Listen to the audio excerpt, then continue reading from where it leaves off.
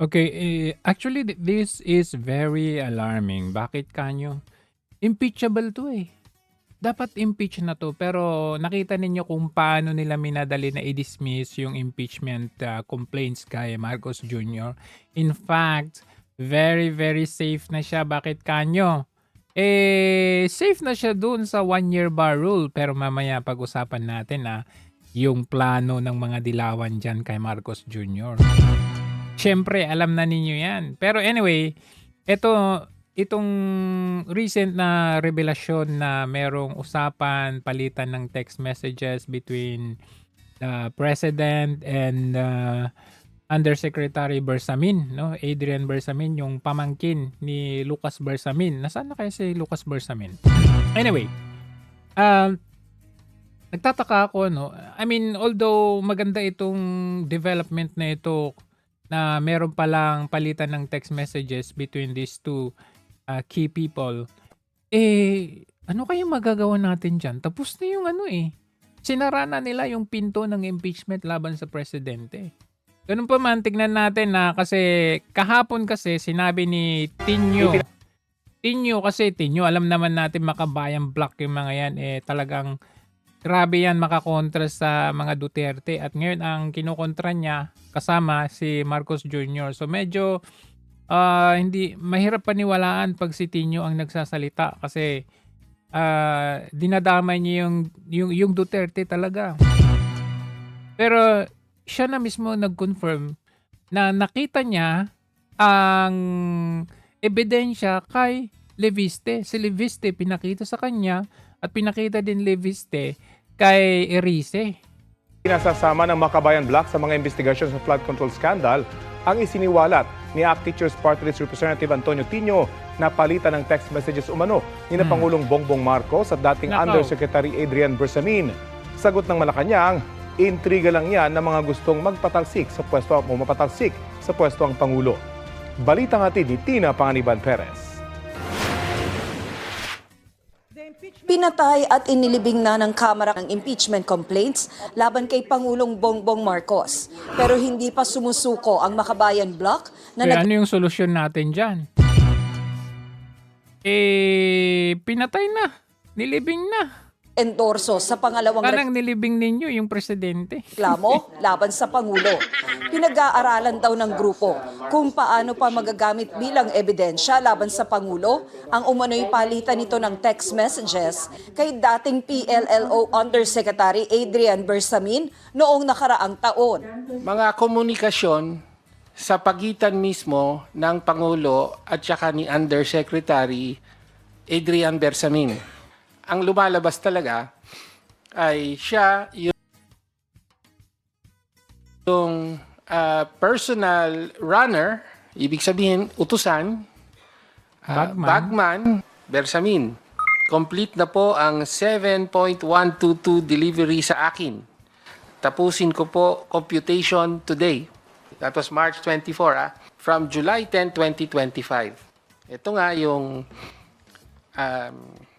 nagpapaabot si Bersamin na meron pong cash delivery. Dadalhin natin sa 2 billion, dadalhin sa Nara residence. Okay? At ang sabi naman ng Pangulo, quote, sasabihan ko si June Baris. Quote. Sabi ni Tinio, pwedeng ibangga ang umano'y text messages na ito sa pahayag noon ni dating DPWH Undersecretary Roberto Bernardo.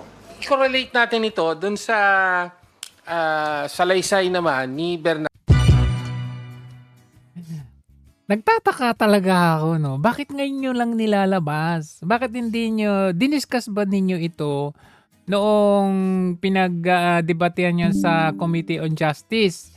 Doon sa pagbotohan ninyo or bago kayo bumoto doon sa substance? Bakit nung nilibing na, sa kanyo nilalabas niyan? And, ano ba yan? Bernardo, na in March, meron siyang kinomplete na mga deliveries. Another question ko dito, no, I mean, magkakasama tayo dito, Congressman Leandro Leviste, no? Bakit meron ka palang hawak na ebidensya? Text message, malinaw to, direct link. Direktang nagli-link na merong usapan, palitan ng messages yung Undersecretary Bersamin at saka si Presidente mismo. Bakit hindi ito nilabas? Ba't ngayon pa na binasura na, inilibing na nila yung impeachment? Anong magagawa natin? Hindi mo naman madadala yan sa ombudsman o kahit anong korte kasi immune ang presidente sa kahit anumang kaso. Habang presidente pa. Including one delivery of Ano naman yan? Ngayon nyo sinosurface tong issue na to? Anong magagawa? is it around 2 billion, ganon, in an armored van. Diba? Nang tanungin kung sino ang nagpakita sa kanya ng messages, sabi ni Tino, Tuloy, lumalabas talaga na hindi malayong isipin ko na ano to lahat. Parang ano yung sinabi ni ni Kong Marcoleta na ito ay parang in-entertain lang tayo para hindi tayo masyadong magalit. Galit na yung taong bayan eh. Para sasabihin na accommodate naman ng inyong mga sigaw. O wala kaming pinipili dito. Bakit ganyan pa? Nga po si Congressman Leviste sa sources. Yes. Ipapakita rin niyo po ba sa amin yung pong text messages? Or isang reason nila dito kung bakit niya nilabas ngayon para siraan din si Leviste. Kasi sasabihin niya, bakit din nilabas ni Leviste? Pwedeng isa yun sa reason. Kasi bakit ngayon lang? Ako? Apa. Well, it's better that, for example, Congressman Leviste be the one. Bakit? Because he can explain the provenance of these records. Siya ang mas makakapagpaliwanag kung paano napasakamay sa niya ang mga records na ito. ayon pa kay Tino, alam rin daw ito ni Representative Egay Erice at iba pang kongresista. Sinisikap namin kumpirmahin ito kay Leviste. Ipinadala lang niya ang kanyang social media post na nagsasabing sa mga nagtatanong kung totoo bang may hawak siyang ebidensya, panoorin na lang daw ang mga pahayag ni na Representative Antonio Tino at Egay Erice. Sa isa namang text message, kinumpirma ni Erice na ipinakita nga ni Leviste ang sinasabing text messages Ang tanong, kailan niya pinakita? ng Pangulo Ngayon lang ba o noon pa? at ni Bersamin. Sabi ni Erice, natakot daw si Bersamin na maging fall guy, kaya gumawa raw ito ng affidavit sa bahay ni Leviste sa Taal, Batangas. Ipinakita pa raw sa kanila ni Leviste ang CCTV footage ng pagdating ni Bersamin kasama ang ilang umano'y mga abogado. Nais ngayon ng Makabayan Block sa Kamara na maggamit ang mga ito sa mga investigasyon. Hinahamon natin ang Office of the Ombudsman, gayon din ang kapulungan na ito. Itong bagong developments Ano nga ang magagawa ng ombudsman? Mapapakulong oo si Bersamin, yes. Pero yung presidente, andun pa rin. na ito, seryoso at hindi dapat Kung ipagsawala seryoso pala, ba't ngayon lang? ng bahala. In-explore po ng Makabayan, pinag-aaralan yung pag-file ng kaso laban sa mga opisyales Kanino? na sangkot. Pero sabi ni Palace Press Officer Claire Castro, wala raw katotohanan ang mga ibinabato ngayon sa Pangulo. Hindi na raw bago ang mga intriga mula sa mga taong nais siyang patalsikin sa pwesto. Tina Panganiban. Maalala natin, alalahanin ninyo, balikan natin. Kung bagman pala si Bersamin, hindi lang isa yung bagman nitong si Marcos Jr. Kasi ito A Rappler investigation finds Justice Undersecretary Jose Jojo Cadiz Jr., a trusted aide of President Ferdinand Marcos Jr., is closely linked to a construction firm that has won more than 200 million pesos worth of infrastructure projects in Ilocos Norte in just the last 2 years. Zaldi Co, the former lawmaker accused of massive flood control corruption, earlier said Cadiz is the president's bagman. The company in question, JSJ Builders, was incorporated in 2023 by Cadiz's son, who is currently the company's beneficial owner. That was a year after Marcos became president in June 2022. The Constitution prohibits an undersecretary from being directly or indirectly financially interested in a government contract. This, just as Marcos tells reporters his administration plans to end abuse and entitlement in the government. I knew that what we were starting. Ups, tama na. At yan nga po ay kinonfirm ni Erice. Is that correct? Yes po. Kasi po kami po inimbita ni Congressman Libiste. Three occasions at hindi lang naman ako, hindi lang si Congressman Tino, may tatlo pang mga representatives ng Kongreso ang nakakita nito. Ito ay nasa kanyang laptop at pinakita niya sa amin yung buong conversation between President Marcos and dating PLLO Chief Adrian Bersamin, including a parang detailed na kwenta ng gastos ng alyansa campaign noong 2025. So explicit po talaga yung messages, walang coding o mga Wala. secret jargon. May dalawang number, supposedly number ni President Marcos at number. Grabe, rekta na talaga yan. Wala nang lusot yan kung talagang walang coding, rektang-rekta, number mismo ng Pangulo. Meron talaga? Ni PLLO Chief Adrian Bersamin. Pero sir, these are screenshots or images. Parang parang talagang images. Images, Ang una niya pinakita yung video, yung CCTV kuha yung CCTV na nakunan sa bahay ni Congressman Libiste, kung saan nagpunta bumaba sa sasakyan, punta sa bahay niya sa Taal, Batangas. May mga kasama siya, supposedly mga lawyers daw yun. So yun yung unang pinakita. Pagkatapos pangalawang pinakita niya, sabi niya sa amin, nung daw medyo na uungkat na yung ni Senator Lacson yung mga pangalan ng mga Bersamin, ay natakot sila na maging fall guy, kaya gumawa sila ng affidavit. At doon mismo sa bahay ni Congressman Libiste daw ito ginawa. At may mga naiwan sa kanyang records. Yun nga ang very big question ko dito. Meron na pala silang hawak na wala nang lusot to na para hindi pagbutuhan ng majority kasi nanonood ang taong bayan sa kanilang mga butuhan. Kung ito po sana ay ipalabas na prior to the even applying for complaints, impeachment complaints, wala lang lusot to, wala nang drama-drama pa kasi ito direct talagang usapan, palitan ng text between yung kay Cadiz medyo hindi pa direct yun kasi through dadaan pa sa yun, dadaan pa kila Amena Pangandaman, dadaan pa kay Zaldico. Ito direkta. Ito malakas to, wala na sanang lasot to. Kaso ano nangyari? Kahit anong gawin na natin ngayon, mapapakulong siguro si Bersamin, pero hanggang dun lang. Hindi na yung presidente kasi immune na naman siya. Unless otherwise, pag natapos na yung kanyang termino, pwedeng filean na yan sa Supreme Court. Pero sa ngayon, wala.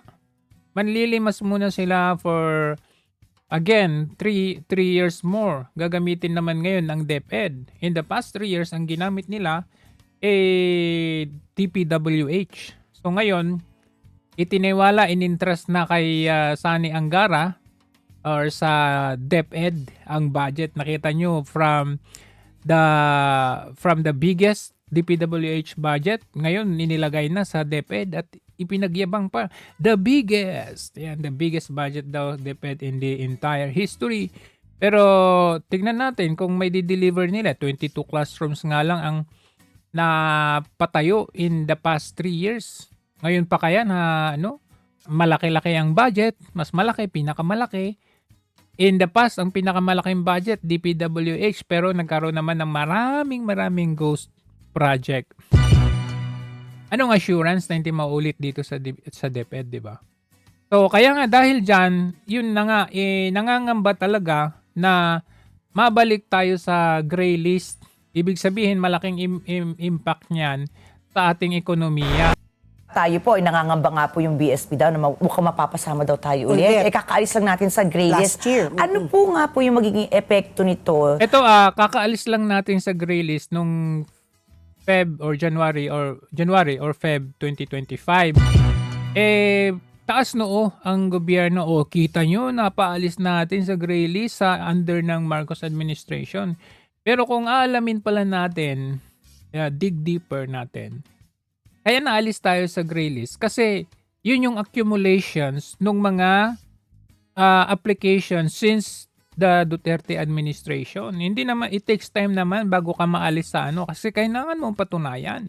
Sa ating ekonomiya at bukod po sa ekonomiya, bukod po sa banking sector, ano pa po yung mga vulnerable sector sa Pilipinas na maaaring maapektuhan po pag tayo po ay napasama na nga sa gray list? Okay, sige po. Ang ating pong, unahin ko po, ano po ba yung ating estado ngayon? Sa akin pong palagay, ay sa technical compliance po, kumpleto na po yung ating batas. So meron po tayong yung casino law noong 2017 po, yan po ay isa sa mga basihan kung bakit tayo na-gray list noong 2017, casino loan. And sabi ko nga, hindi po basta-basta it takes time. So nasa gray list po tayo nung pumalit prior to Presidency Duterte, nasa gray list tayo. I mean, epekto na bakit na-declare tayo ng gray list noong 2017 because of the previous administration.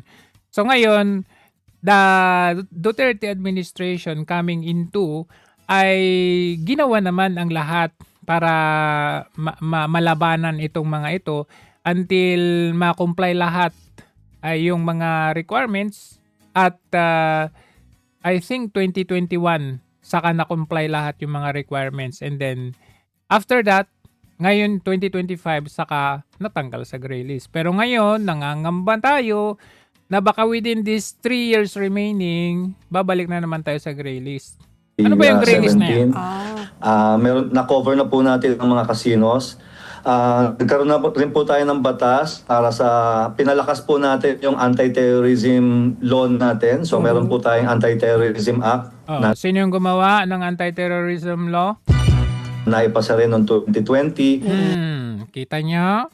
And then noong 2021, nag-amend rin po tayo ng Anti-Money Laundering Act. Nag-amend tayo ng Anti-Money Laundering Act 2021. Na sinama natin ang tax evasion. Yan po ay ever since ay hindi na isasama as predicate offense. Tax evasion. Nakita ninyo, sinama under Duterte administration. Nakita nyo naman kung paano niya siningil yung mga naglalakihang mga tao na ayaw magbayad ng kanilang tax kagaya ni Lucio Tan. So naisama po yan noong 2021. Nagkaroon din po tayo ng mga additional na mga covered persons, kunwari po yung real estate developers and brokers. Yan po ay matagal din po nating inilakad na maisama. So lahat po ng mga amendments since 2021 ay naipasa na natin. Ang question since 2021 na ipasa natin. Siyempre, antayin natin yung implementation niya. alam po natin ay effectiveness. So kung na-implement po itong mga batas na ito and nahahabol ba natin yung mga tax evaders, sinama natin yung tax evasion. Kung naisasama ba natin yung tax evasion sa ating pag-imbestiga ng money laundering.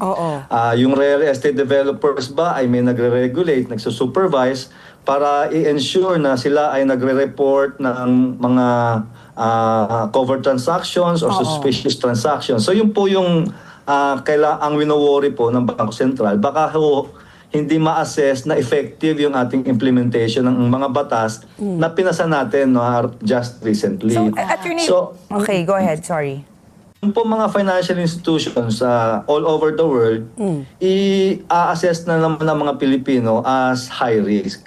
Kasi po tayo ay nasa bansa na gray listed at tayo po ay high risk as a customer sa mga financial institutions like banks, like insurance companies. Pagka po tayo na-assess as high risk, magko-conduct po yung mga financial institutions ng enhanced due diligence. Pagka po may enhanced due diligence, additional cost po yun sa financial institution na kung saan tayo ay nagtatransact. So pagka po may additional cost, siyempre papasa po nila yung cost sa atin Interest rate, din. mataas. Mas mataas ho yung interest rate, ipapasa ho sa atin. Mas mataas ang interest rate, Sa atin pala yung bagsak. mas tataas yung remittance fees, and mas tataas po yung ating cost of doing business as a company or as a person. Ganun pala yun. Kaya nga ang mga taong bayan, di na talaga makaantay. Sa totoo lang, yung 2028, parang sabi na natin na it's just around the corner. Parang saglit lang kung tutuusin. Pero bawat araw kasi na tumatakbo, alam niyo yun, ramdam na ramdam ng taong bayan. Patindi ng patindi. Kagaya nito, nangangamba tayo na naman. Parang nabudol ata yung yung nabudol ata yung nag-ano ng gray list na ito kasi akala nila, siyempre sabi niya, all pogos are banned, mahiya naman kayo, pero nakita natin, bigla kinaumagahan, the next thing we knew, biglang binaha, ghost project, flood control scam. Paano na tayo niyan? Kaya ang taong bayan, hindi na talaga makaantay. And in fact, even yung kanilang mga kasamahan ang nagsabi, Sara Duterte is the woman to beat. Hindi lamang ang mga BBM gang at loyalist ang may gustong matumba si VP Sara bago 2028. Yan din pong grupo ni Risa Ontiveros. Opo. Kaya they have this tactical alliance right now. Na they have this common foe that they have to defeat in 2028. And they're trying to do that sa impeachment.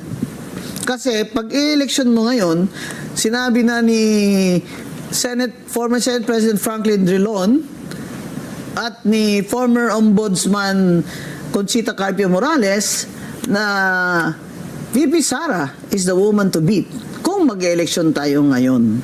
Yan po mismo kay Senate President Drilon na isa sa mga dating chair pa nga ng Liberal Party.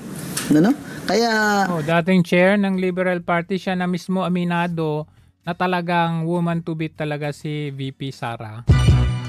Kaya aligaga sila ngayon, lahat gagawin nila. In fact, kahit halatado na, direct link na talaga itong si Marcos Jr. Nakita ninyo? Parang wala lang. It's all show na, kung gusto nilang ma-impeach, kuno.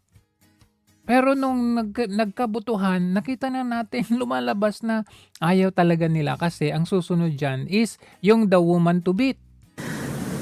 Na ngayon awkward yung para sa akin na awkward yung Liberal Party kasi dati talagang on its own position talaga siya versus Nationalista Party, doon sa kay Duterte, versus Liberal Party, ganun. Ngayon, kain suka, kain tayo na sila. Ngayon may koalisyon na sila sa mga kaliwa. Ito yung Risa Ontiveros sa Akbayan Party. So, do you think that coalition is going to be enough to defeat Vice President Sara? Sa akin po, matatalino na ngayon ang mga botante. Kasi iisipin nila, bakit itong partido na ito na dating sinasabi magnanakaw itong tao na to, ngayon ayos lang sumiping ito sa administrasyon na ito. Parang lumalami ang kanilang paninindigan. Sabi nyo, ganito, magnanakaw siya ngayon. Hindi kayo makapagsalita. Dati, never again. Dati never again. Ngayon together again. Together again. Diba? At saka hindi lang yun, kung babalikan natin yung mga votes, original vote counts nila or yung threshold ng votes nung bawat kandidato. si Marcos Jr. nung tumakbo siya nung 2016 VP at nakalaban nga niya itong si Leni Robredo, almost the same yung kanilang votes. In fact, 200,000 plus lang ang difference ng kanilang votes noong 2016. 14 million 200 something. So nanalo si Leni Robredo. But that 14 million na votes ni Marcos Jr., it is because he is in line with some of the groups, and include there yung groups ng mga Duterte. Kasi nakita naman natin, di ba? Bago pa nga nung nangangampanya pa lang si Duterte, sabi niya, ako talaga papalibing ko yan, tatay nila sa libingin ng mga bayani. So parang because of that support ni PRRD, syempre tayo, kung Duterte supporter ka at nakita mo ganun yung kanyang sinasabi, abay, susuportahan ko din tong taong to. Kasi kung siya naniniwala kay Marcos Jr. at sa mga Marcoses, then why not? So, originally and basically, that vote originated from, I'm not claiming from only Duterte, but because si Marcos kasi kung saan yan pumupunta. Nagtampo nga yan sila dyan yung anong grupo niya dati. Nagtampo kasi pumunta pa sa Nationalista Party ni Villar. But because of that, ibig sabihin accumulation yung 14 million na yan from the Duterte and the other parties. Yung Leni Robredo, originally from sila talaga. Ganun ang bilang ng mga liberals. 14 million, no doubt. Ngayon, 2022, tumakbo si Marcos as president, tumakbo si Leni as president din. But si Marcos, having that 14 million with him, katandem niya si VP Sara, kaya naging 30 million ang kanyang votes. Si Leni, siguro nadagdagan ng konti, kaya naging 15 million. So, from 14 million to 30 million si Marcos Jr. because of the Duterte supporters. With no doubt, because of the Duterte support. So, siyempre, kung dati 15 million or 16 million kay Duterte, ngayon naman kay PRRD, ay kay Sara Duterte, naging 31 million. Ibig sabihin, nagsanib na ang Duterte at Marcos supporters. So, kaya naging 30 plus or 30 million sila. Ngayon, dahil nabudol, yung mga sumuporta kaya naging 30 million si Marcos Jr., pag titingnan ninyo yung bilang nila ngayon, ligwak na. Wala na. Ang baba. As in, hindi pa nga aabot ng baka hindi pa aabot ng 14 million. So ngayon, kung titignan natin yung vote thresholds ng mga ito, 14 million si Marcos Jr., ewan ko kung 14 million pa rin ngayon, 14 to 15 million kay Leni Robredo. Ngayon, kung magsanib yung dalawa na yan, sa tingin ninyo mabibit nila si Sara Duterte. Knowing the fact na marami nag-withdraw ng support kay Marcos Jr. Betraying the Duterte family. Doon pa lang wala na, hindi na yan naabot ng kahit anong milyon. Kahit magsanib pwersa pa sila. But I don't think so na makipagsanib pwersa yung mga dilawan kay Marcos Jr. Sa ngayon lang yan kasi presidente siya. But coming 2027 filing of candidacy na, malaman natin lahat yan. And in fact, baka next year, baka impeach na rin si Marcos Jr. Bakit? Kasi once na impeach si Sara Duterte, automatically, after 1 year bar rule ni Marcos Jr., kasi safe siya ngayon hanggang next year. Next year is 2027 na. Doon na sila mag-umpisa ng impeachment naman kay Marcos Jr.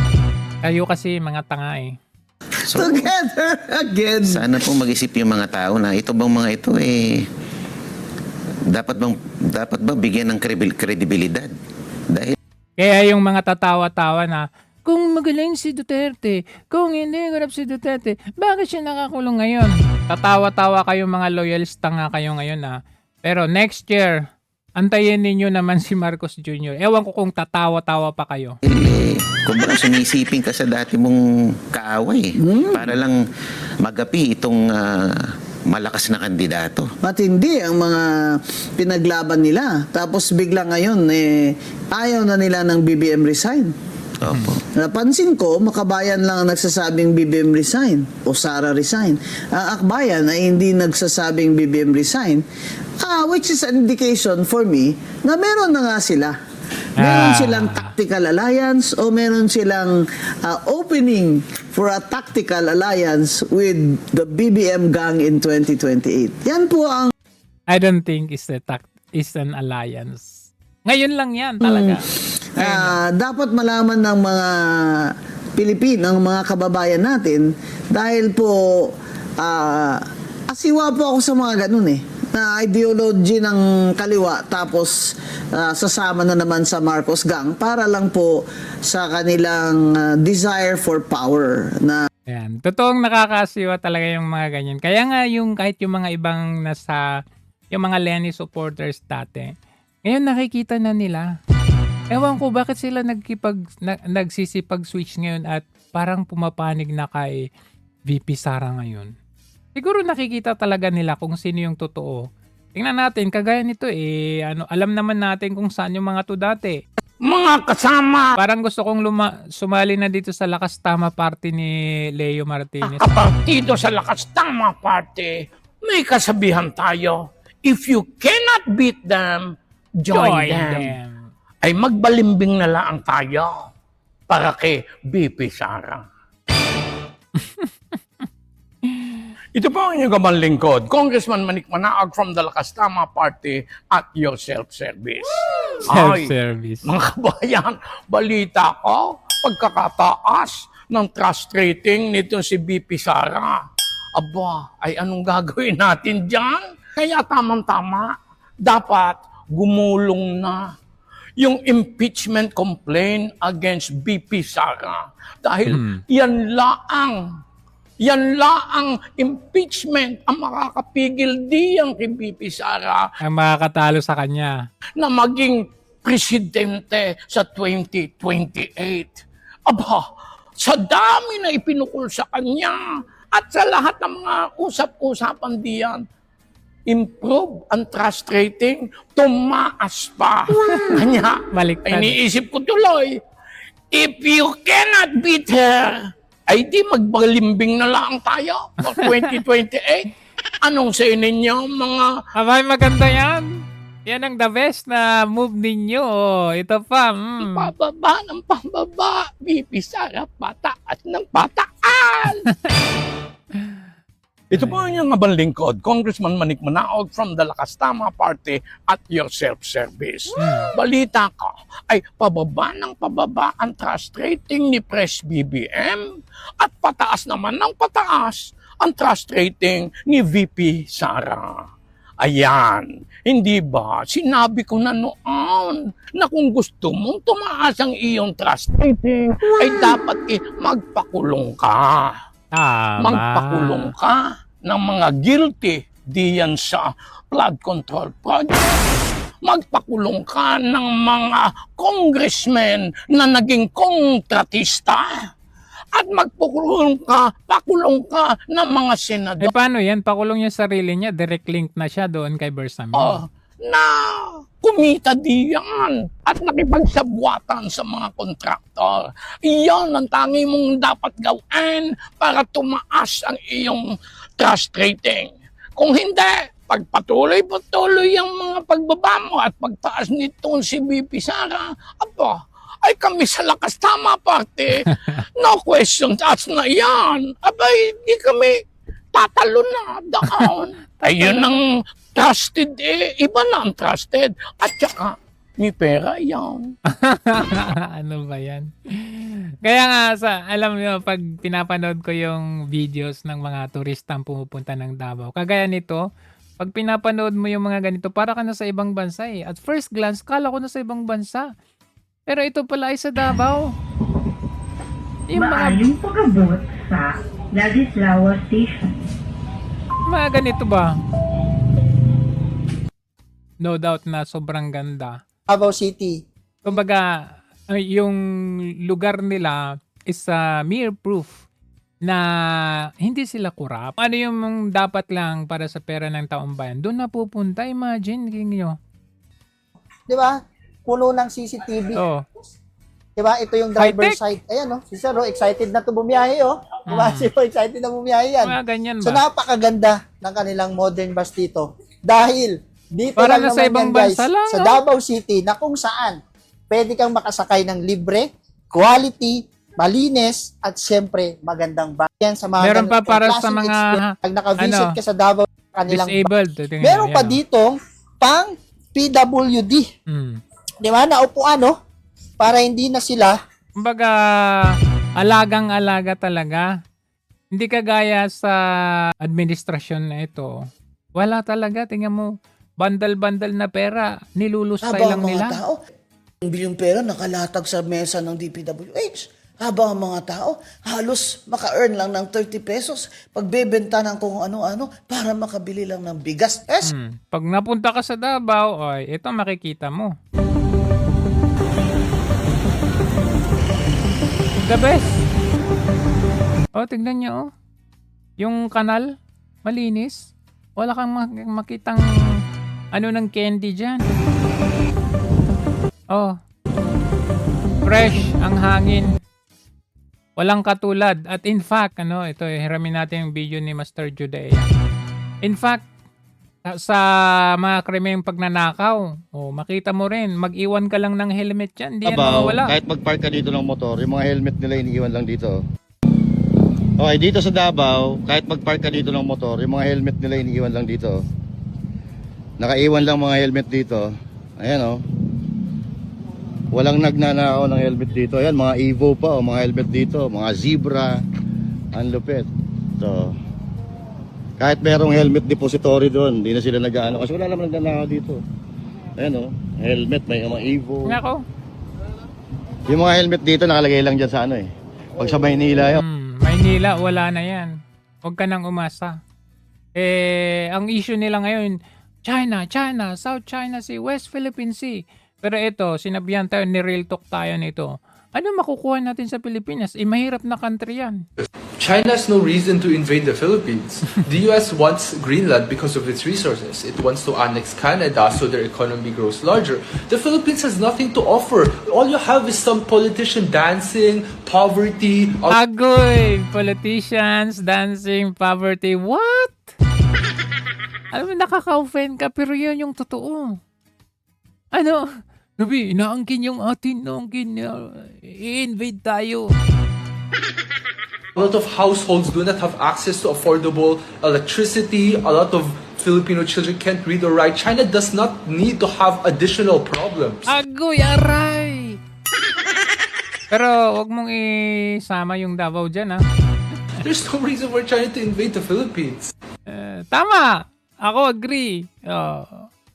Sabi niya, Ito na po ako bilang Chief of Staff po ng aking ama. Nakita ko po ang mga oposisyon na grabe magtuligsa sa administrasyon. Nandyan po ang mga miyembro ng Makabayan Bloc na sila Arturo Campo, Lisa Masa, Joel Berador ng oposisyon. Pero hindi naman po sila naharap sa mga ethics case gano'n man sila kaanghang magsilita laban sa administrasyon. Ano po ba ang mas mabigat na kasalanan? Ang magmiyaw o ang Pero ngayon, grabe, no? Magsalita ka lang, mag-expose ka, anong ginagawa sa'yo? Gagawan ka ng kaso.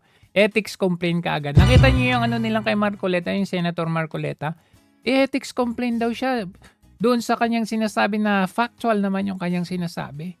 Ngayon, delikado at takot na yung mga tao magsalita kasi nga, nagpakita na no, ng clear image or picture itong administrasyon na to na meron talaga kayong kalalagyan. Samantalang sila, ano kaya ang moral ascendancy? Meron silang magsalita about sa war on drugs o corruption kung sila nga mismo nagbebenta nga ng droga.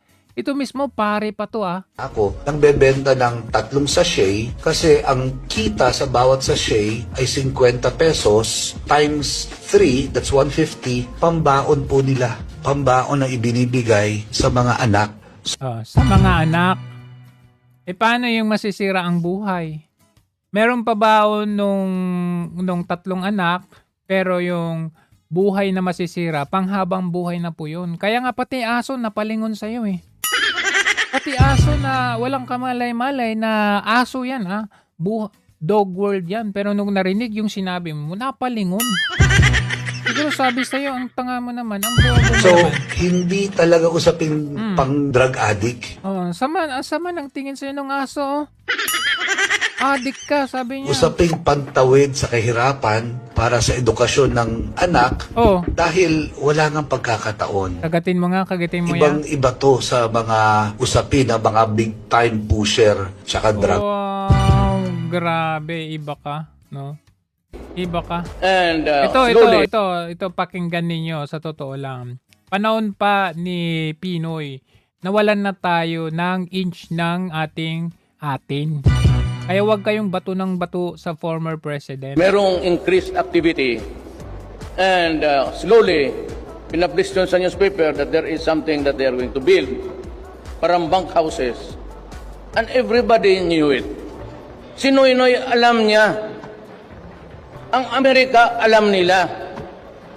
Ngayon, over time, lumaki hanggang naging military garrison sa panahon ko. Ang tanong ko, bakit hindi nila sinita? In the first place, there was already a construction of a military garrison. Now there is the airstrip and everything. That Nung panahon ni Pinoy, hinayaan lang nila. was before my time. And yet America had it wanted to. Di pinuntahan sana ng mga barko niya. Sinabi niya, hey guy, what are you doing here? Wala, ba't nila pupunta? Hanggang salita lang yan sila. Gusto lang EDCA base, gano'n. No, this is an open sea. And artificial islands cannot be built on the high seas. Ganun yan eh. Bakit hindi pinara ng Amerika? At bakit hindi pumunta yung Navy at umistambay doon?